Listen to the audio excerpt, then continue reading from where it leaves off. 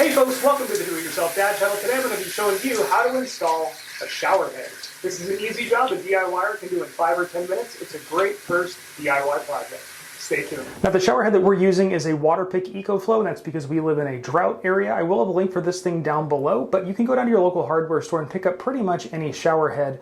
Everything I'm going to show you here in this video is the same. So we're going to start by removing our rainbow colored unicorn loofah. Don't worry buddy, you'll have a new home. And then heading out of the garage to get an adjustable wrench, not being able to find your adjustable wrench, and grabbing the biggest adjustable wrench, the only adjustable wrench you can find in the garage.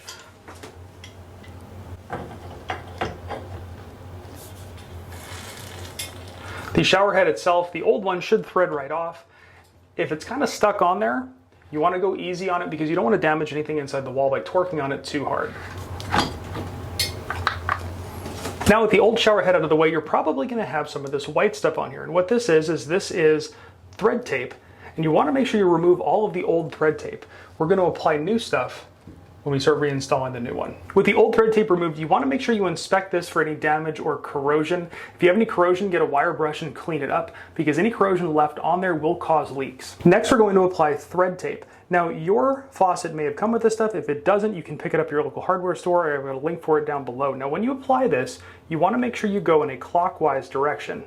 And really, 2 good circles around is all you need. If you put too much on, it'll prevent you from being able to torque this thing down. And the reason you want to go clockwise is so it doesn't thread itself off as you're tightening it down. We're going to follow the thread tape by screwing on our new shower head adapter.